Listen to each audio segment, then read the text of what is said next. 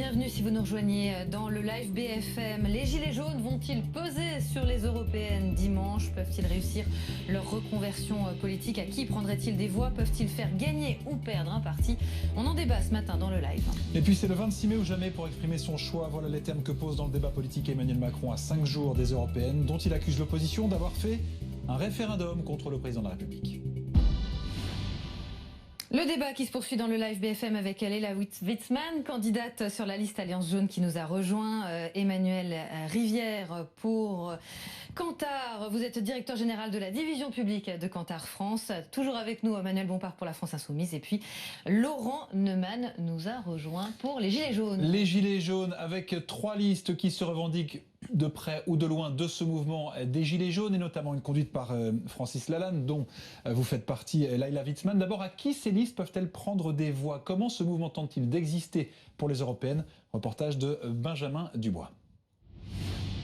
Il était déjà candidat en 2009 aux élections européennes. Le voici à nouveau tête de liste de son mouvement pour l'initiative citoyenne. Avec au cœur de son programme une seule mesure phare, le référendum d'initiative citoyenne demandé par les Gilets jaunes depuis plusieurs mois. Le seul objectif, c'est effectivement d'arriver à faire comprendre aux Français que le référendum à l'initiative des citoyens n'est pas une arme qui doit faire peur. Ceux qui sont pour une idée et ceux qui sont contre une idée doivent pouvoir le faire valoir. Le seul moyen de le faire valoir, c'est d'aller, lors d'un référendum, dire je veux ou je ne veux pas. Pourtant, Gilles Elgen ne souhaite pas que sa liste soit considérée directement comme gilet jaune, à la différence de Christophe Chalençon avec sa liste baptisée Évolution citoyenne, ou Francis Lalanne qui propose quant à lui une alliance jaune.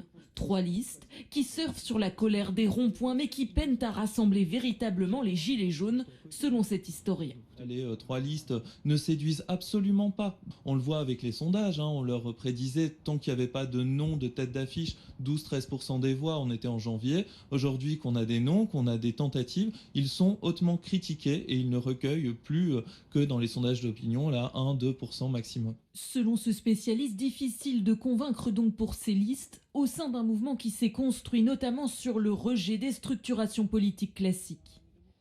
Emmanuel Rivière, justement, on va faire un petit point. Un sondage, c'est pas un pronostic, bien sûr, c'est juste une photographie de cet instant T. Qui, aujourd'hui, se dit prêt à voter Gilets jaunes? Il y a peu de gens, déjà, au départ, puisque, comme ça a été rappelé dans votre reportage, par rapport à un potentiel qui pouvait concerner jusqu'à pas loin de 10% des électeurs, dans les simulations qu'on fait actuellement, vous avez raison de rappeler que ce sont des simulations, il y a une liste qui émerge un petit peu, c'est l'Alliance jaune conduite par Francis Lalanne, mais émergée dans notre dernière enquête, celle qui a été publiée la semaine dernière, veut dire 1%. Et les autres sont en dessous d'un demi-point. Pour les raisons qui ont été évoquées, c'est-à-dire que c'est la difficulté du passage d'un mouvement, mais vous nous direz comment vous l'avez vécu, qui se voulait au départ en dehors des cadres politiques, alors qui a priori trouve dans l'élection européenne un cadre facilitant, parce que s'il y a 34 listes, c'est pas pour rien, parce que c'est finalement l'élection où il est le plus facile de construire des listes, a fortiori quand il n'y a qu'une liste à construire au niveau national. Simplement, ce mouvement était aussi très à l'écart des formes traditionnelles de la vie politique. Et l'émiettement, le fait qu'il n'y ait pas une liste qui s'estampille Gilets jaunes est sans doute quelque chose d'un petit peu décourageant pour un certain nombre de gens qui se seraient sentis d'aller sur ce message-là, mais qui peut-être aussi ont en tête que ça se passe ailleurs que dans les urnes et qui continuent à vouloir faire vivre le mouvement autrement, voire qui ont pris aussi leur distance par rapport au mouvement, parce que ça a été la trajectoire d'un certain nombre de Français. Monter une liste Gilets jaunes, comme on dit, il y en a qui ont essayé. Leila Witzman, ils ont eu des problèmes. Est-ce que vous avez ressenti cette difficulté à faire émerger, d'un point de vue politique, un mouvement qui est d'abord un mouvement dans la rue et sur les ronds-points? C'est difficile déjà au départ parce que, à la base, ne serait-ce que 2 mois en arrière, personne n'avait envie d'être sur une liste. Mais à force de constater qu'il n'y avait aucune réponse politique en face, c'est vrai que les choses ont évolué dans ce sens-là. Et la seule arme qui restait pour pouvoir encore revendiquer des choses était l'arme démocratique. Et c'est comme ça qu'on en est venu. Moi, en mois de janvier, il n'était pas question que je sois sur une liste Gilets jaunes. La maturité est venue au fur et à mesure des manifestations et surtout du fait de constater que rien n'avait changé. Par exemple, le prix de l'essence, le truc de base qui a lancé le mouvement, aujourd'hui, l'essence coûte plus cher qu'en novembre, quand le mouvement a commencé. Donc, preuve est de constater que manifester ne suffit plus. Donc, c'est vrai qu'à un moment donné, les gens réfléchissent, et puis il y a ceux qui continueront à dire qu'il faut continuer à manifester, et puis il y a une partie du mouvement qui commence une réflexion. Les européennes ne sont qu'un début, parce que pour la plupart, le point de départ sera les prochaines municipales. Nous, on se lance tout de suite, parce qu'il faut bien commencer quelque part. Et je pense que même si aujourd'hui c'est très difficile, et même si les sondages sont très bas, on ne sait pas comment les gilets jaunes vont réagir dans les bureaux de vote, déjà. Et secondo, il faut aussi dire que cette élection sera le point de départ de quelque chose de nouveau, et que peu importe les résultats des européennes, quelque chose a changé dans ce pays. Il faut être professionnel de la politique, Laurent Neumann, pour faire de la politique en France, forcément. Il y a quelques codes quand même à respecter. Mais moi, je voudrais essayer d'être cohérent. Beaucoup, j'en faisais partie, ont dit il y a des manifestations dans la rue, on a vu qu'elles s'étiolaient petit à petit, et que s'ils voulaient continuer à défendre leurs idées, alors il fallait se présenter devant les électeurs. Aujourd'hui que certains ont le courage de le faire, il faut dire bravo. Il faut dire bravo, c'est ça la démocratie. Et même si ces listes-là ne font que 1% ou moins de 1%, je préfère, c'est mon avis, je préfère qu'ils se présentent devant les électeurs plutôt qu'on soit dans la rue semaine après semaine. Ça, c'est le premier point. Deuxième point, et là je me permets de vous contredire, jamais un mouvement social n'a obtenu en si peu de temps autant de choses d'un exécutif. Et allez poser la question, allez 68, monsieur. Allez poser, ben oui, voilà, depuis 68, c'est-à-dire depuis plus de 50 ans. Très bien, ben voilà. Donc en un demi-siècle, je vais préciser, en un demi-siècle, aucun mouvement social n'a obtenu autant. Et allez poser la question chez les syndicats notamment, eux-mêmes, ça les interroge sur leur mode de revendication. Alors après, bah oui, il y a 50 nuances de jaune. Il y a des listes jaunes, il y a des gilets jaunes sur des listes classiques, par exemple chez Monsieur Philippot, avec Monsieur Barnaba, chez Monsieur Dupont-Aignan, etc. Donc 50 nuances de jaune. Et puis dernier point, c'est une chose de défendre des idées et d'avoir le soutien d'une majorité de l'opinion, c'en est une autre de recueillir les suffrages des Français. Ce sont deux choses radicalement différentes. J'ai un peu une idée de votre réponse, Manuel Bompard, mais par rapport aux 300 000 personnes qui avaient défilé mi-novembre, sur les quelques dizaines de milliers qui restent aujourd'hui dans la rue, qui pourraient avoir envie de voter Gilets jaunes, on a quand même perdu beaucoup de monde en route. Est-ce que c'est des gens qui ont été convaincus par les réponses présidentielles? Non, je crois pas, mais je pense que les gens, ils n'ont pas construit un parti, là. Ils ont porté des revendications dans la rue. Des revendications que je considère comme justes et légitimes pour la justice sociale, la justice fiscale, le nouveau droit démocratique, une écologie qui soit une écologie populaire. Et ces gens-là, c'est normal qu'ils continuent à porter ces revendications. Quand ils ont participé aux manifestations, ils n'ont pas dit c'est quelque chose qui se traduit par une construction d'un parti qui présente des élections. Attendaient sans doute que les partis eux-mêmes s'en saisissent. Sans doute, et je pense que certains l'ont fait. Et après, il faut quand même dire la vérité. L'élection européenne n'est pas l'élection qui permet de transformer la société en profondeur et qui permet de répondre effectivement aux aspirations qui se sont exprimées dans la population. On peut utiliser l'élection européenne et le bulletin de vote, moi j'appelle à faire ça, pour sanctionner le pouvoir en place, pour lui dire vous nous avez pas écouté, vous nous avez pas entendu. Mais c'est pas l'élection européenne qui va permettre de régler les problèmes que les gens ont mis sur la table et qui sont des problèmes justes et légitimes.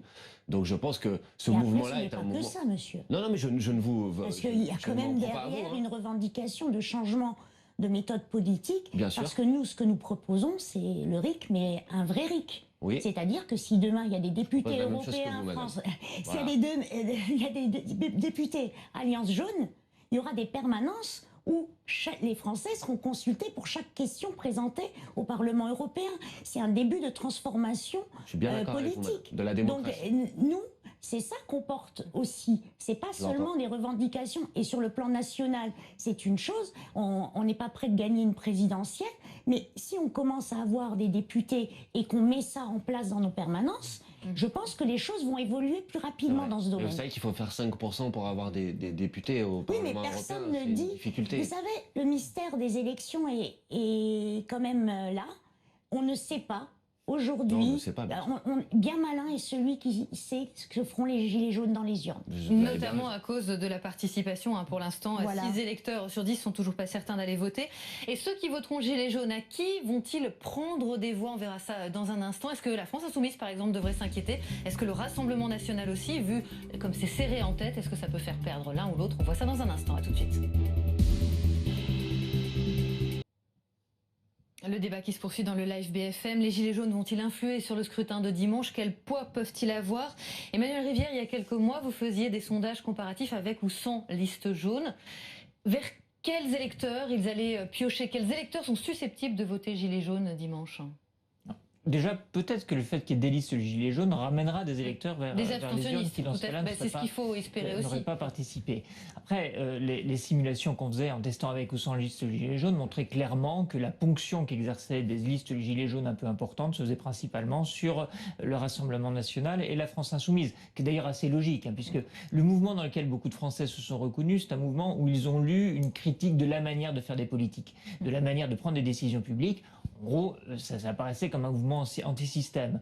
Donc si on considère que les partis plutôt du centre sont ceux qui essaient de faire fonctionner le système tel qu'il est, les partis qui sont aux franges de la vie politique sont plutôt anti-système, c'était assez logique que ça se passe comme ça. Et ensuite, où est-ce qu'il y a des voix à prendre? Principalement au Rassemblement national et à la France insoumise. C'est difficile de dire ce qu'il en est aujourd'hui, avec des listes gilets jaunes à 1%, et dans un contexte où, par ailleurs, les électorats qui se sentaient proches du Rassemblement national peuvent se dire « Ah oui, mais il y a des gilets jaunes chez Philippot, il y a des gilets jaunes chez Nicolas Dupont-Aignan de Debout la France ». Donc, il est possible que la petite ponction aujourd'hui soit plus vers la gauche que vers la droite. Ça vous inquiétait? Non, en fait, à une époque, Manuel Bompard. Non, mais par contre, il faut quand même dire que tout le monde est tombé dans un gros panneau quand même dans cette séquence, parce que le premier sondage, monsieur pourra le confirmer, qui a été fait sur la présence d'une liste Gilets jaunes, c'est en décembre dernier, a été commandé par La République En Marche, et ils sondaient à 13-14%, et ils visaient à montrer attention, vous allez voir, l'opposition est affaiblie, etc. En réalité, maintenant, on se rend compte que tout ça était un montage. Il n'y a jamais eu de liste Gilets jaunes qui allait faire 13-14%, tout simplement parce que ce mouvement est un mouvement divers. Certains sont engagés, d'autres ne sont pas engagés. Certains pensent que l'élection européenne peut permettre de résoudre le problème, d'autres que non. Donc non, voilà, ça c'est d'abord pour dire quand même, parce que je veux bien qu'on refasse les séquences précédentes, mais après, non, mais il faut pas être inquiet par le fait qu'il y a des gens qui, pour la plupart d'ailleurs, étaient éloignés du système politique, considéraient qu'on ne pouvait rien changer et qu'on fait le choix de s'engager et de s'investir. Moi, je trouve ça toujours bien. Vous jouez des sièges quand même, là on parle d'une dizaine d'élus au mieux. Oui, mais la France insoumise, elle appelle à toutes celles et ceux qui le souhaitent à venir l'aider. Mais moi, je vais pas dire ne votez pas pour la liste de madame. Chacun fait ce qu'il veut, c'est la démocratie quand même. Après, oui, forcément, je suis candidat sur une liste. Je leur dis, nous, on est la force politique qui est aujourd'hui en mesure de faire davantage que 10% et de venir perturber le scénario écrit par avance de ce duo infernal là. Donc je leur dis, venez plutôt nous aider. Ça, c'est mon rôle. Mais je vais pas dire ne votez pas pour les autres. Enfin, la démocratie, chacun fait ce qu'il veut. Il y a quand même un sacré paradoxe parce que l'une des revendications de ce mouvement social, c'était plus de démocratie, plus et mieux de démocratie. Et tous ceux qui sont descendus dans la rue dénonçaient une forme de déficit démocratique. Et le premier moment où tout à coup, on rend la parole au peuple, c'est une élection où donc chacun peut s'exprimer, on risque d'avoir 60%, peut-être même plus, d'abstention. Et pourtant, il y a toutes les nuances possibles de politique sur la table. 34 listes différentes. Et en plus, c'est un scrutin à la proportionnelle, donc à un tour, donc où chaque voix compte, où on peut vraiment exprimer dès le premier tour, puisqu'il n'y en a qu'un, exactement l'opinion qui est la sienne. La preuve qu'ils ont raison alors. Absolument. C'est un problème de système. Et pourtant, il y a 60% de gens qui ne se déplacent pas, alors que toutes les opinions politiques sont revendiquées. C'est quand même un sacré paradoxe. Emmanuel Rivière, et puis après ça revient vers vous, Leïla. Oui, mais ce paradoxe, il est aussi celui de cette élection dont on peut avoir deux lectures. Une lecture très hexagonale qui consiste à dire, finalement, voilà, l'élection qui permet de voir tous se présenter et chacun s'exprimer. Mais il y a une autre réalité derrière cette élection. Et pardon de le dire parce que c'est pas du tout mon rôle, mais la discussion qui a précédé ce débat a très bien porté sur la réalité de cette élection. Qu'est-ce qui se passe au Parlement européen? Comment se construisent des majorités, des coalitions, des majorités de compromis en clair, sur un des parti textes. français n'a aucun poids tout seul. Il a besoin d'alliance. Exactement. Et on se méprend si on pense que les électeurs sont pas de plus en plus en exigence d'avoir l'histoire jusqu'au bout. Et ça les intéresse de moins en moins, la course de chevaux entre partis politiques français. Et ils sont de moins en moins en mesure, sauf quand ils ont regardé le BFM depuis une demi-heure, de savoir ce qui se passe vraiment au Parlement européen. Elle est là, la trappe à abstention, en fait, principalement. Et je pense que c'est aussi une des difficultés des listes Gilets jaunes. On aurait pu imaginer que ça s'inscrive dans un mouvement européen. Après tout, il y a un groupe européen qui s'appelle Europe des libertés et de la démocratie directe, où siègent les députés 5 étoiles italiens. Il peut y avoir des proximités de cette nature, pas avec tous les Gilets jaunes, parce que c'est quand même un groupe qui penche aussi très, très à droite. Mais voilà, ne pas être en mesure de raconter l'histoire jusqu'au bout de ce qui peut passer au Parlement européen, c'est aussi un peu préjudiciable pour toutes les formations politiques qui ne racontent pas cette histoire-là. Leïla Wittmann. Écoutez, déjà, à la base, le Parlement européen s'est tellement éloigné des citoyens qu'ils ne sont pas intéressés. Et il y a aussi les dégâts qu'ont causé la négation du référendum de constitution où le non l'a emporté. À l'époque, j'avais milité pour le non. Et ça a été pour moi dramatique de voir des élus s'asseoir sur un référendum populaire. Donc moi, je pense que ça a été un moment de rupture entre l'Europe et les citoyens. Donc, et aujourd'hui, en fait, les gens ont soif de démocratie et en même temps pensent que c'est plus possible d'avoir une véritable démocratie parce que les élus en place, vous savez, quand on parle les gilets jaunes, on en pris plein la figure. Ils se sont fait traiter de merguez. Et vous savez, ça laisse des dégâts. Ça donne pas envie d'aller dans des urnes déposer un bulletin pour des gens qui vous ont insulté. Donc, c'est aussi l'histoire aujourd'hui d'une construction politique, c'est aussi de montrer qu'on n'est pas guerre merguez au point. Et vous nous le disiez, pour aller voter justement pour les gens qui oui, ne les ont mais pas. justement, nous, c'est aussi l'espoir qu'on a de démontrer qu'on peut ramener aussi des abstentionnistes aux urnes. On verra ça dimanche, Anne-Simon. Merci à tous les Merci gars, on est pris par le temps. Bon courage pour la fin de campagne, Merci. pour ceux qui sont en campagne. Le temps, tout de suite, Marc Hay.